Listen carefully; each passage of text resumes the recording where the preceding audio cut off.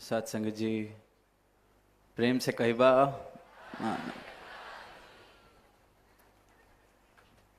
साथ संगत कुशीनगर शहर में ये सुंदर सभा बना है और जैसे ही इस शहर में पहुंचे तो नज़र गई भगवान बुद्ध की प्रतिमा पर। अनेक स्थानों पर उनका नाम पढ़ने को मिला, आकृति देखने को मिली, प्रतिमाएं देखने को मिली। किस प्रकार ये शहर कुशीनगर ऐतिहासिक मायनों में भी इसका जिक्र किया जाता है। और जब वो प्रतिमा देखी तो एक कहानी, बड़ी प्रसिद्ध छोटी सी कहानी भगवान बुद्ध के समय की ध्यान में आई कि एक बार एक औरत उनके पास बहुत रोते हुए, जार जार रोते हुए पहुंचती है और कहती है, मेरा जवान बेटा जो है वो अपना शरीर छोड़ गया है। आप तो बुद्ध पुरुष हैं, आपके भक्त कहते हैं आप भगवान के अवतार हैं, मेरे बेटे को जीवित कर दीजिए, मेरा इस दुनिया में और कोई नहीं है, मेरे बेटे को जीवित कर दीजिए। भगवान बुद्ध उसकी रोती हुई हालत देख के कहते हैं, अच्छा चलो मैं जीवित कर देता हूं, पर एक काम करना पड़ेगा तुम्हें। अपने गांव में से किसी ऐसे घर को ढूंढो जहां कभी किसी की मृत्यु नहीं हुई है और उस घर से एक मुट्ठी अनाज लेकर आओ, तो मैं तुम्हारे बेटे को जीवित कर देता हूं। अब वो औरत उस पल में तो सोचती है कि मुझे मेरा बेटा वापस मिल जाएगा, तो दौड़ कर जाती है पूरे गांव का चक्कर लगाने और रात्रि हो जाती है और फिर थक कर वापस जब पहुंचती है तो भगवान बुद्ध कहते हैं कि कहाँ है अनाज। तो वो कहती है, ऐसा कोई घर नहीं मिल पाया जहां मृत्यु ना हुई हो किसी की कभी। मैं समझ गई आप जो समझाना चाह रहे हैं, ये तो सच्चाई है। ये तो जो जो इस शरीर में आया है उसको जाना है। भगवान बुद्ध ने उसको यही कहा आगे कि अब जो तुझे ये सच्चाई देखने को मिली है, अब इसको भूलना मत और कोशिश कर, प्रयास कर कि ये शरीर जिसने यात्रा पूरी कर लेनी है, तो इस शरीर के रहते रहते ऐसा क्या मैं हासिल कर सकता हूं जो शरीर की तरह बूढ़ा नहीं होगा, जिसको इस शरीर की तरह रोग नहीं लगेंगे। और भगवान बुद्ध की अपनी कहानी भी जब देखते हैं, पढ़ते हैं, तो इस सत्य की तरफ उनको जिज्ञासा या वो सवाल तभी आया जब जवानी की उम्र में पहली बार एक शरीर देखा जिसको नाना तरीके के रोग लगे हुए थे। वो शरीर देख के दिल बैठ गया। जो सारथी था, जो घुमा रहा था राजकुमार को, राजकुमार बुद्ध को, तब तो खैर सिद्धार्थ गौतम के नाम से उनको जाना चाहता था, हम सब जानते हैं। उनसे पूछ बैठे कि ये इनको क्या हुआ है। उन्होंने कहा कि कुछ नहीं, बस पीड़ित हैं, रोग है, कई तरह के रोग हैं इनके शरीर को, इसलिए ये हालत है। पूछते हैं आगे से कि क्या मुझे भी ऐसा हो सकता है, मेरे शरीर की भी ये हालत हो सकती है। तो वो आगे से कहता है कि मैं आपके आगे झूठ कैसे बोलूं, ये तो शरीर है, इसके साथ तो कुछ भी हो सकता है। कोई भी रोग इसको लग सकता है। फिर उसी दिन थोड़ी दूर एक बुजुर्ग लाठी का सहारा लेते हुए दिखाई पड़ते हैं, कमजोर सी हालत शरीर की।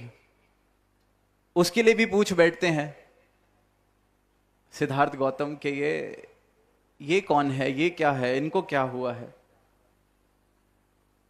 कहते हैं ये तो बिल्कुल बस मृत्यु के करीब हैं, शरीर जो कुछ कर सकता था कर चुका है, खत्म हो चुका है शरीर, बिल्कुल जैसे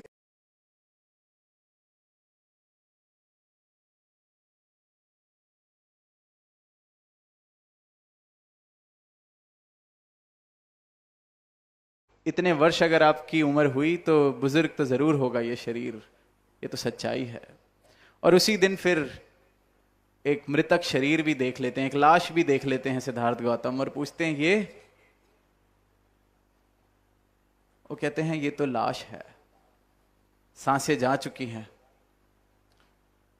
और अब इससे पहले आप पूछें कि क्या आपकी शरीर का भी यही हाल होगा, तो मैं पहले ही बता देता हूं कि बिल्कुल जो जो इस जन्म में इस शरीर में आया है सबका ही ये हाल होना है। इस दृश्य ने सोचने पे पूछने पे मजबूर कर दिया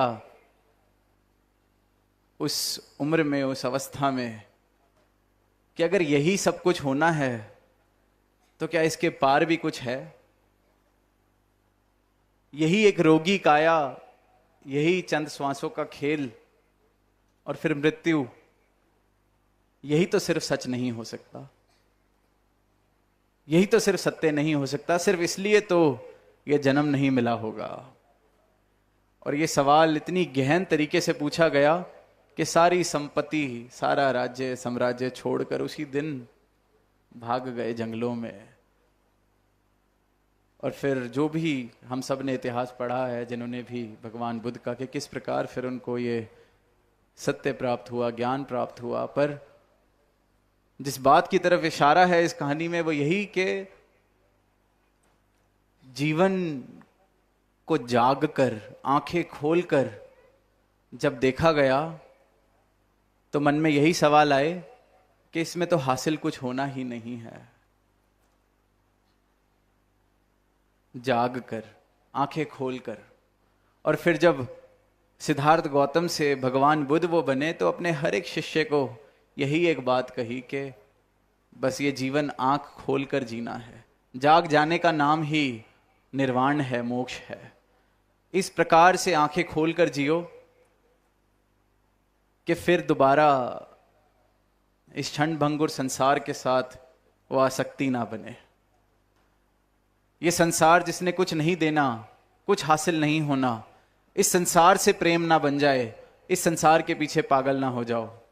इसमें रहकर भी एक सम्यक समाधि की बात करी गई, मध्य मार्ग की बात की गई कि जैसे एक बीच का रास्ता, संसार में रहकर भी संसार का ग्राहक नहीं।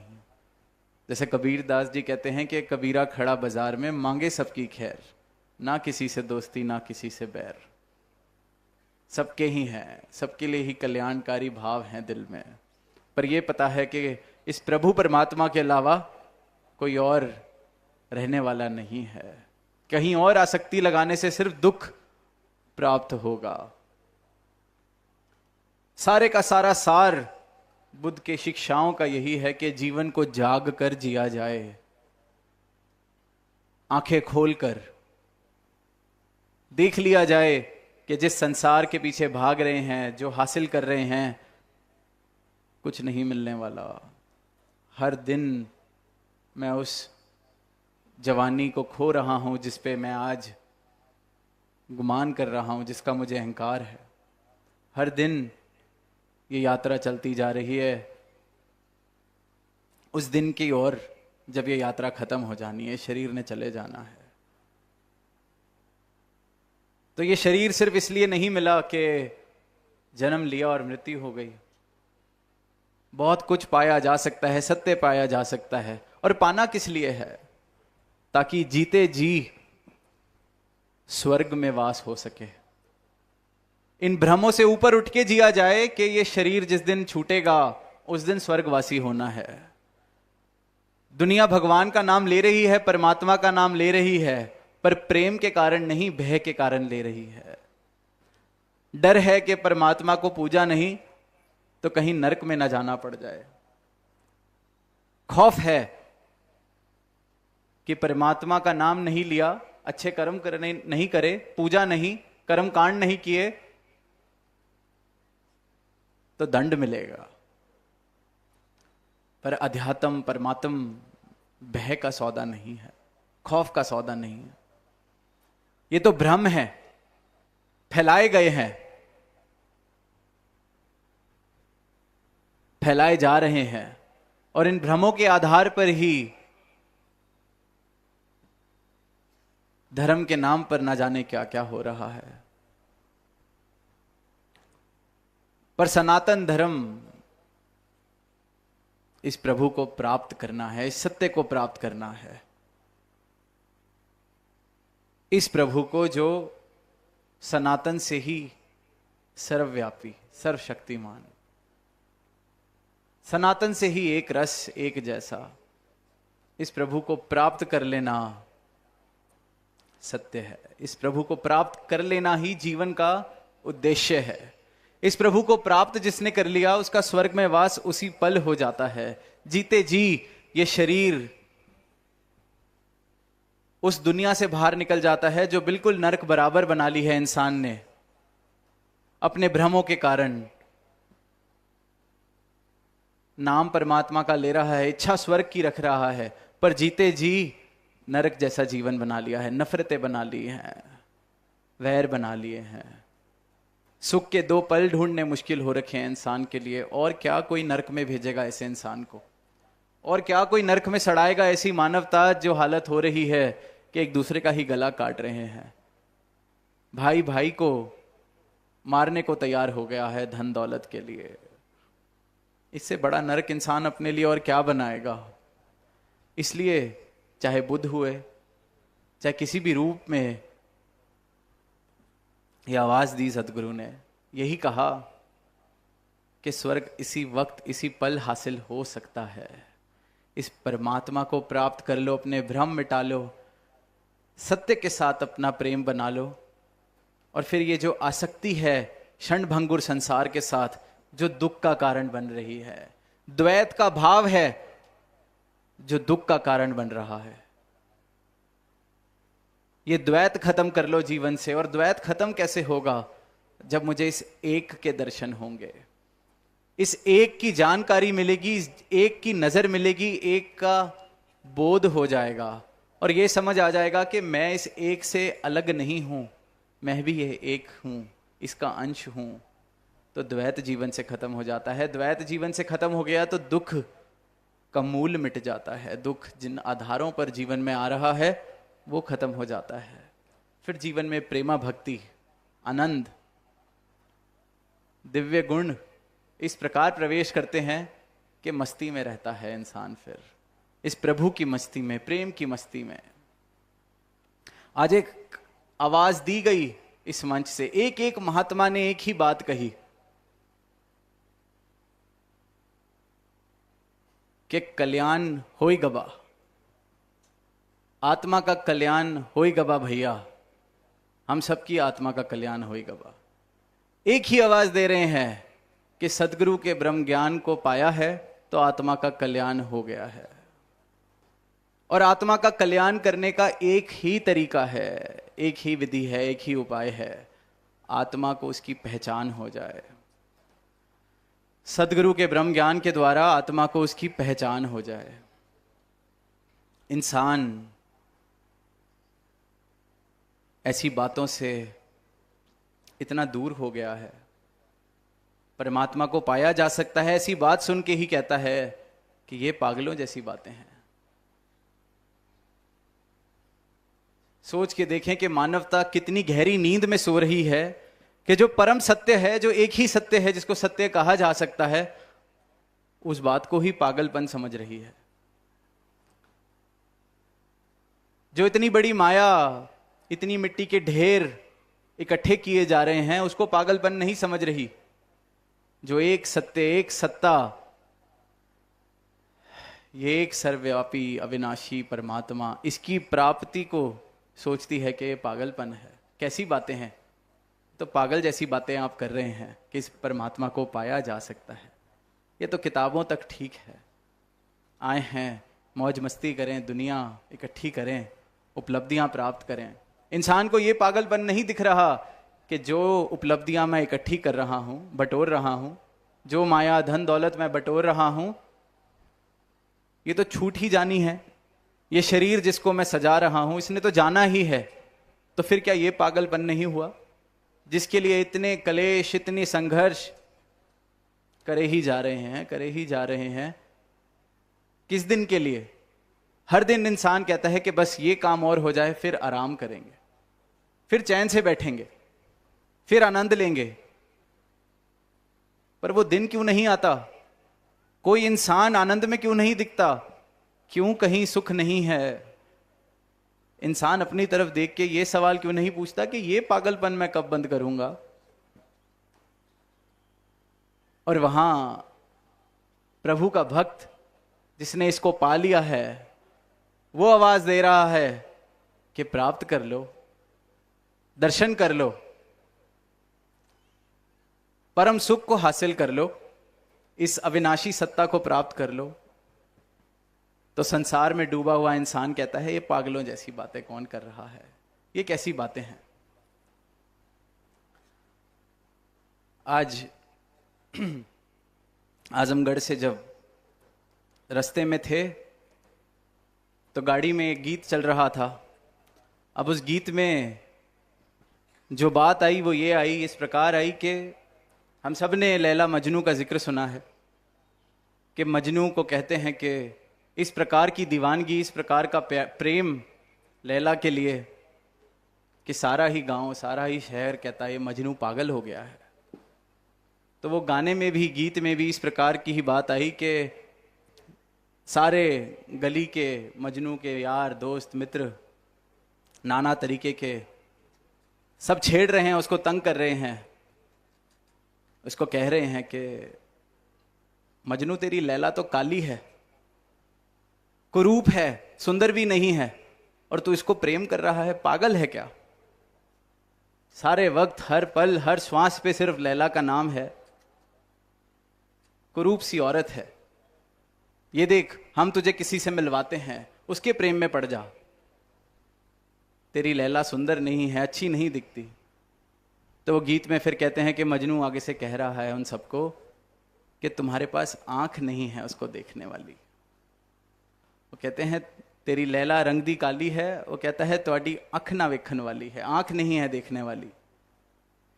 और साथ संगत, जब सारा संसार भक्त को कहता है कि क्या परमात्मा को देखने की बातें कर रहे हो, इसको कैसे पाया जा सकता है, तो भक्त भी आगे से यही कहता है कि आपके पास आंख नहीं है देखने वाली, आंख हो तो प्रेम हो जाए इस प्रभु से।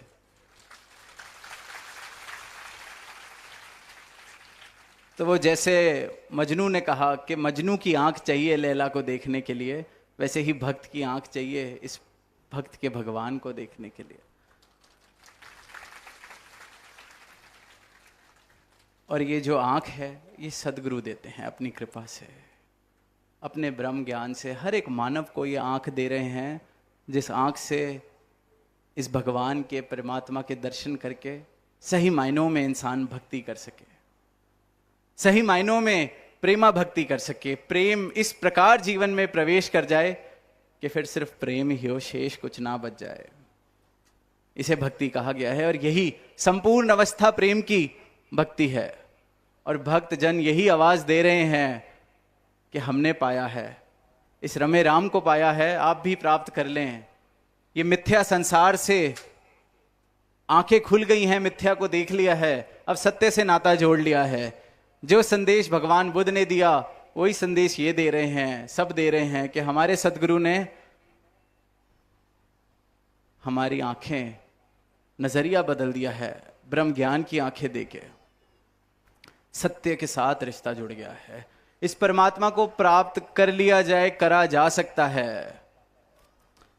महापुरुष अंत में कह रहे थे कि ये गरीबी वाला क्षेत्र है, तो दास ये कहेगा गरीबी तो वहाँ है जहाँ संकीर्णताएं होती हैं, गरीबी वहाँ है जहाँ शिकवे होते हैं, गरीबी वहाँ है जहाँ सिर्फ और सिर्फ तृष्णाएं, महत्वाकांक्षाएं, लालसाएं, लोभ मोह भरपूर तरीके से हों।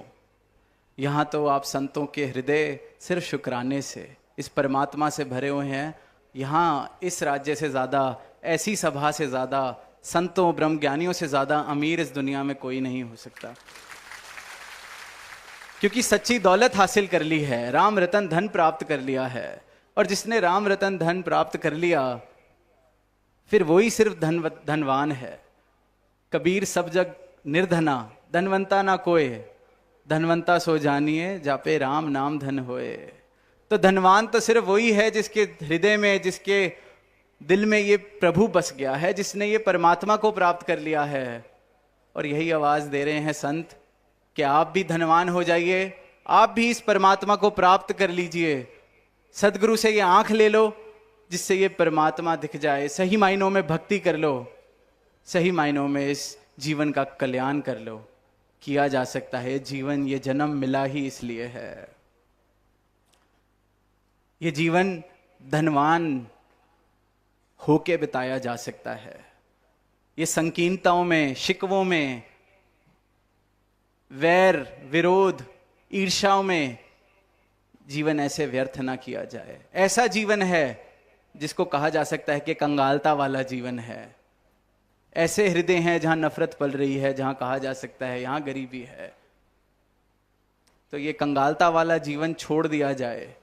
कोई मजबूरी नहीं है इस कंगालता को लेके चलना, ऐसा जीवन जीना। हम सब इस परम पिता परमात्मा की रचना है, इस शहंशाह के बनाई हुई रचना है। तो ये कंगालता नहीं, धनवंता हम सबका अधिकार है। असल धनवंता, ये राम रतन धन प्राप्त करने के लिए ये जीवन मिला है। तो इसको प्राप्त करते जाएं, इसको सही मायनों में इसके दर्शन करके फिर सही मायनों में भक्ति करी जाए। जीवन सुंदर बनता चला जाएगा, ये धरा सुंदर बनती चली जाएगी, दीवारें गिरती चली जाएंगी, क्योंकि हृदय इतने विशाल हो जाएंगे, हृदय राम रतन धन से भर जाएंगे। तो फिर ये धन भी प्रेम वाला हर जगह बांटा जाएगा, बांटा जाएगा तो और बढ़ता जाएगा। तो यही अरदास कि सबने ही ये आवाज दी है कि आत्मा का कल्याण हुआ है, तो सारे ही अपनी आत्मा का कल्याण कर सकें, ताकि सारे ही फिर मिलके बोलें कि होई गवा भैया, कल्याण होई गवा। प्रेम से कहना धन्यवाद।